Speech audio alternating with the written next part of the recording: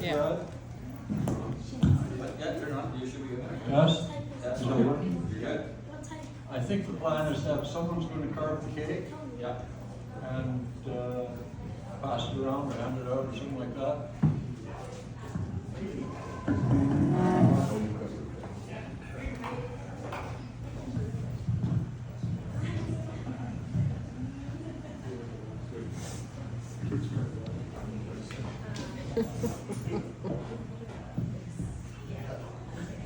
I don't have enough hands up here, so this will have to do. It works. So, just a couple of thoughts from, well, first of all,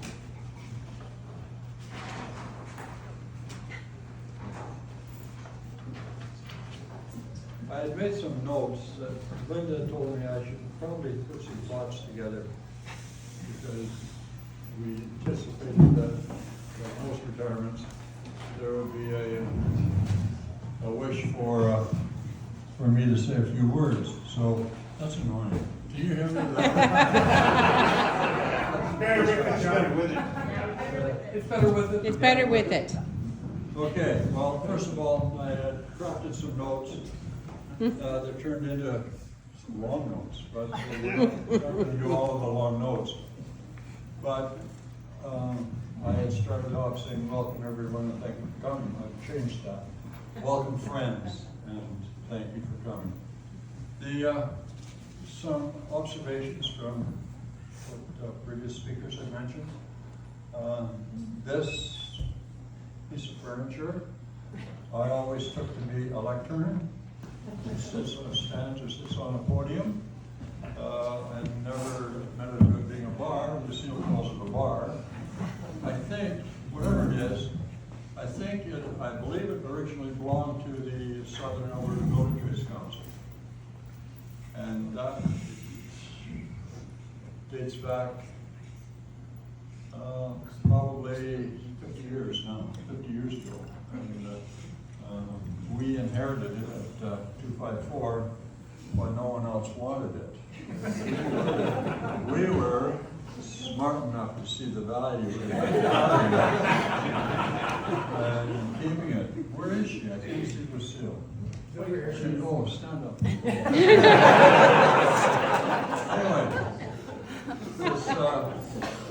Anyway, I dropped you off at least once or maybe twice before when you were trying to get rid of this piece of furniture. Genuine blue with black tones, faux leather. The second thing that showed up, that I just want to note that in my time as a member of IBW, the year I joined, 1963, was quite memorable for me. Not only the fact that I joined as an apprentice electrician, but I joined in June. By September, I was on strike. Yeah. One of the two times that Local 254 has actually been on strike. We were on strike in the construction industry, and the issue was to get paid for statutory holidays. Prior to that, we got holidays, but nobody got paid for them. We struck for that against the half of the electrical contractors that were signatory to us, the half that were represented by the Electrical Contractors Association. The other half, we weren't allowed to strike because the bargaining agency for the contractors was the association, and we could only strike members of the association. So it was a convoluted thing. It went on for 3 months. We did not win the strike. We went back to work, but we went back to work with a commitment from the government of the day that they would introduce legislation requiring paid statutory holidays, and they did. So in that vein, I will tell you that strike was successful. The second strike that took place during my time as a member was with the City of Calgary Electric System. I think it lasted about a week, and I would just say it wasn't very successful in my recollection. Moved My Cheese? Somebody mentioned that. Yeah, it's a neat book to read, but if you're interested, I've got some videos, DVDs of Who Moved My Cheese. So much more interesting than the book, and so much quicker. So if you're interested, drop me a line, I'll get you a copy. I have a few. Okay. Again, thank you, friends. Thank you for coming. Today I have mixed emotions. There's a certain feeling of finality when we come together like this. But on the other hand, I'm very much looking forward to a part-time role as president of IBW 254.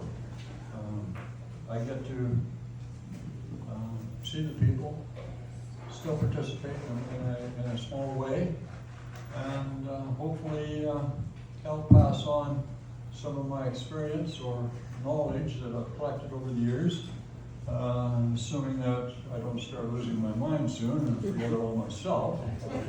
But I'm looking forward to that.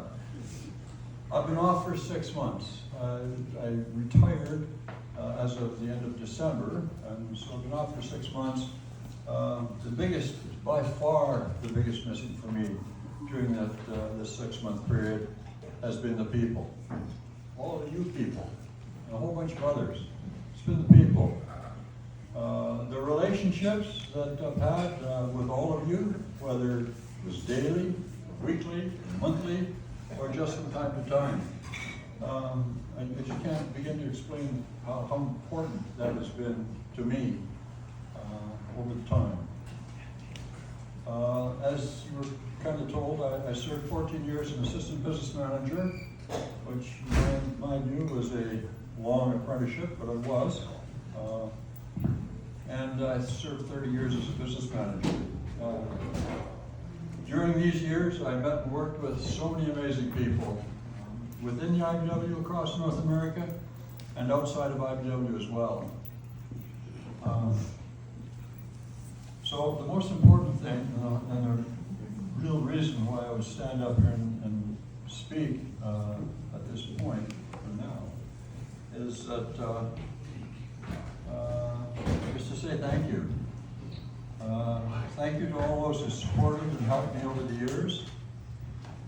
I'm going to start by thanking my family, Linda, my wife, coach, and supporter of 54 years, and our children, Michelle, Mike, and Stacy. Now, you've all heard them speak earlier. I didn't know they were going to do that, but I just want to say, they kept the home front operating when I was on the road and away many nights. By a rough calculation I made for myself the other day, I put on over 3 million kilometers traveling for IBW, driving. I have no idea how many in the air, but just driving. Without that support, without their support, nothing would have worked for me. Nothing would have worked. Secondly, to all my co-workers over the years, thank you. Our team has accomplished so much, mostly during some form of adversity or another. I'll get to some identifications shortly. I'm going to say thank you to IBW. IBW provided opportunities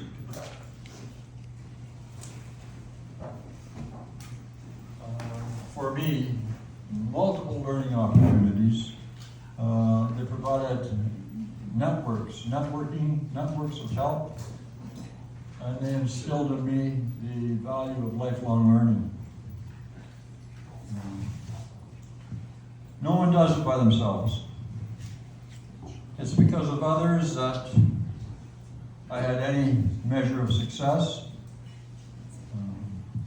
IBW, Building Trades Council, both provincial and Southern Alberta Building Trades Council, other union leaders, employers, government people, industry people, all of those people I found left me with some form of learning. I knew more after being around them than I ever did before. Just made a note of some of the groups I was so fortunate enough to be part of, and in no particular order. The Alberta Industry and Training Board. I was a member of the Apprenticeship Board for 15 years. Following that, I became a member of the Labor Relations Board. Did that for 12 years. Safety Codes Council, I did that for, I think it was 6 years. Might have been 9. All of those gave me insight as to how other things, other places, other people operated. All the kind of stuff you can bring home and say, well, there's some good elements there that we can borrow from these outfits. And we've done that. I was president of the Southern Alberta Building Trades Council for a number of years. Following that, I was secretary and treasurer of the Alberta Building Trades Council. All of those great learnings. You learn from the people you're associated with, and by and large, all great people. There were some highlights during this time, years for me. Some that stick in my mind, the construction crash in 1979, 1980, when within a 6-month period, 75% of the construction industry found itself unemployed in southern Alberta. That's tradespeople, contractors, engineers, architects. 75% of them were out of work. The price of a barrel of oil had gone in the ditch, and with it, all that oil money that was going to go to construction disappeared. Those are tough times, difficult times. The 25% of the work that was left available was being fought over by 100% of the industry. Journeyman electricians' wage rates went from $19.60 down to $13 within a few months. That may not seem like a lot of money by today's standards, but just look at the ratio. That was a lot of money. That was a big hit in those days. Along the way, we worked our way through a deregulation of the utility industry, the unbundling of utility companies, biggest ones being TransAlta Utilities, followed by the City of Calgary in creating NMAX. That brought a whole new world of challenges for IBW Local 254 and others, but for us, it was big time. We managed to manage our way through that. It could have been a lot worse. We could have been hurt a lot more than we were. We created a Western County Utility Telephone and Cable Conference, what it is, out of a small group of people that had a council meeting up until that has proven successful and has persevered over the years. It's still operational. 20 years ago, we got introduced to mutual interest problem solving as a tool to use in collective bargaining. And that has proved invaluable to us. A whole variety of things that stick in my mind like that.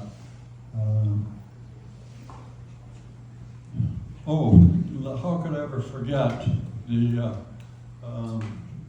IBW 254 organizing of the telephone answering persons at the Calgary Police Service.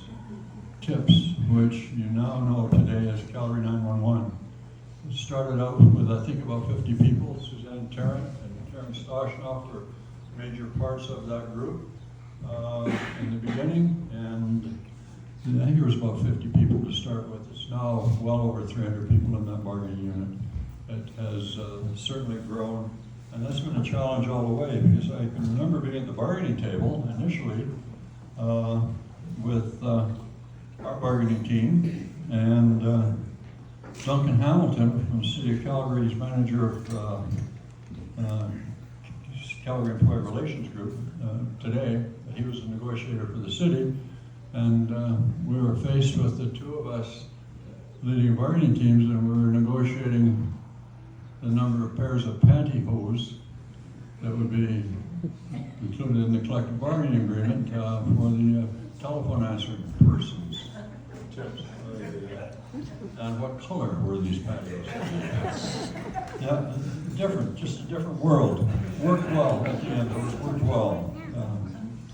So there's that. I've got, let's see.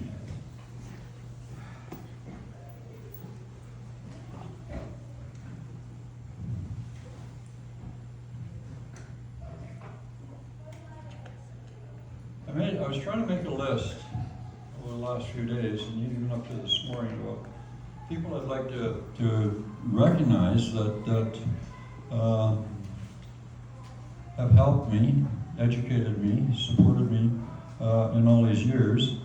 And I've got names like Brad Doherty, Carter Washington, Gordon Oldaway, Karen Stoshnoff, Lucille Fedke, Carrie Fedke, Harold Taylor, Ted Carter, Noel Buntland, Lauren Lynn, Rick Hale, Len St. Jean, Terry Shank, John Baronius, Carl Seafoot, Richard Kaza, Jim Leaney, Cliff Sheriff, Roy Monteith, Rob McKenzie, Mike Tulis, Chris Daniels, Hugh Gus, Larry Rudolph, Brent Mack, Jack Dakota, Kevin Zimmerman, Jason Richards. Those are all IBW local type people. IBW from head office, IO, Bill Isbister, Don Lowndes, Wayne Brazo, Bill Bigeman, Bruce Harris, Christine Pineacker, Larry Shell, Martin Duckworth, David Priest, Phil Fleming, Tom Reed, Ken Woods, Ken Rose, Bill Daniels, Russ Schuchuk, Matt Wayland, the Alberta Building Trades Council, Bob Blakely, Peter Pittman, Roy Finley, Martin Piper. Within IBW, George Smith in recent years with the retirees group. We've had some excellent legal advisors over the years, Murray McGowan, Bill Johnson, Wayne Benedict, David Tettensor, Clayton Cook. A lot of employer representatives that build relationships with and that were helpful. I can't name them all, but some were Duncan Hamilton, Rick Ehlers, Mark Johnson, Sam Campbell, Lincoln Webeking, Glenn Wilson, a couple of guys from the U.S., Scott Sauvé, Medicine Hat, Kirsten Jewell, Crystal Hine, Denise Burke, Brandy Irish from Inmax, Wendy Bulbuck from AltaLink, Paul Trainer and Fred Romanek, Paul is here, with the SALT Consulting Group that brought to us the world of mutual interest problem solving and how we could utilize that at collective bargaining and make it work.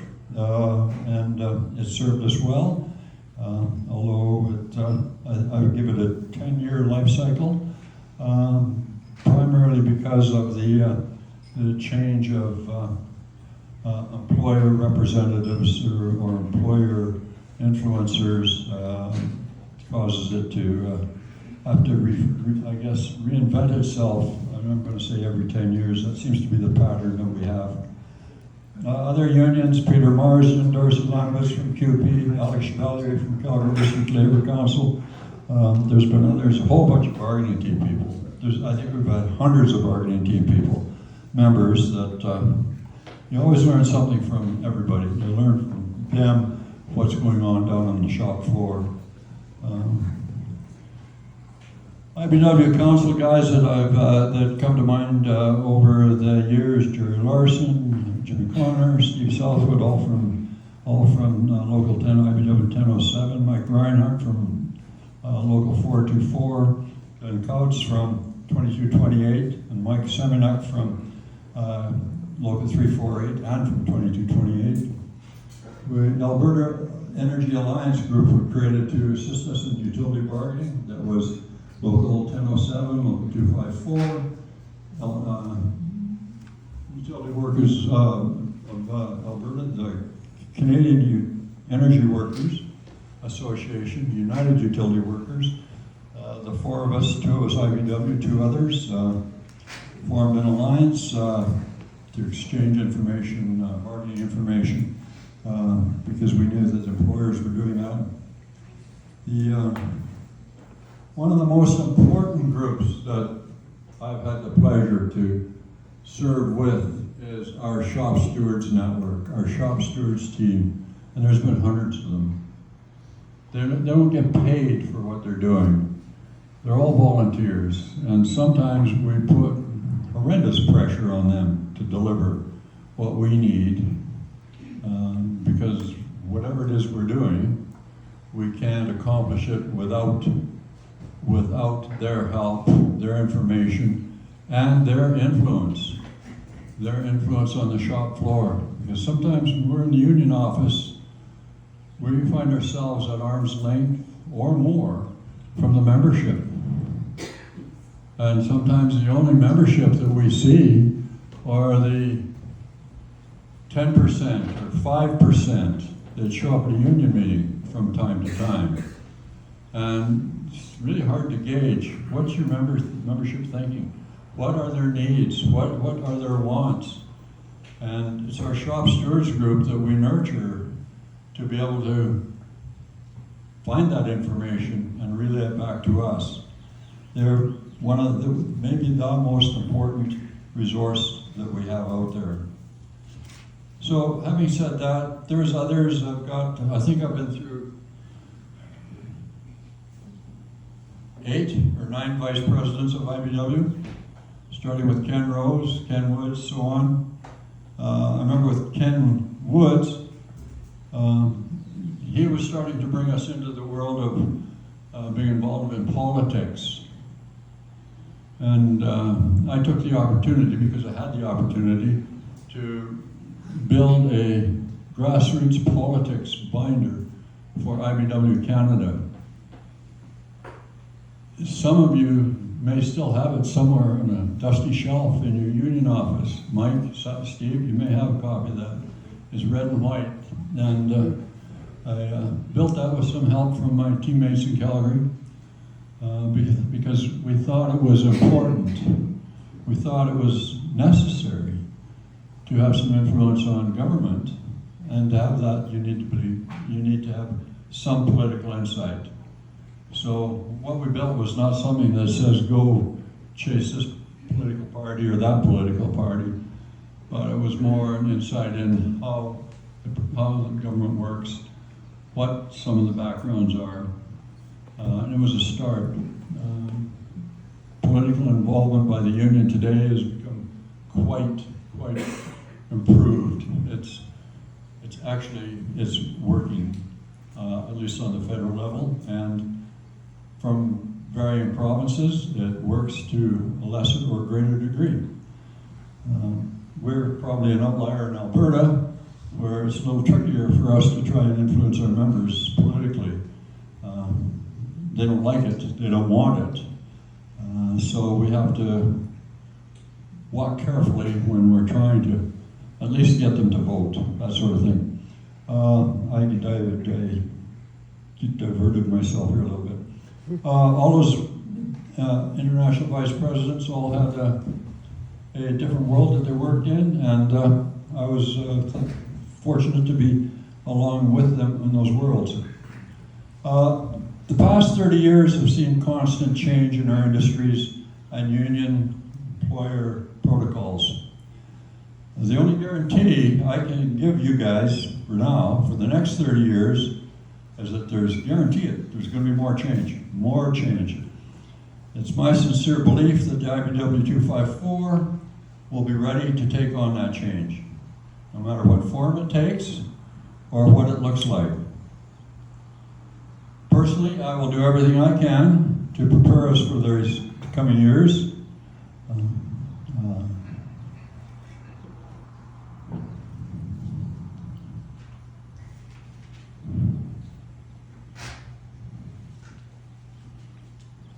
Just some takeaways. I got I noted 2 key takeaways, stuff I want to leave with you guys. And it's not just to do with unions, it's to do with life. The first one is to whatever is possible for you to become a lifelong learner. do it.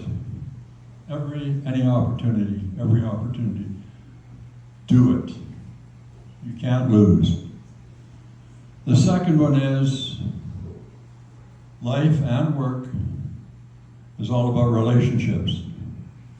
Build relationships everywhere you go.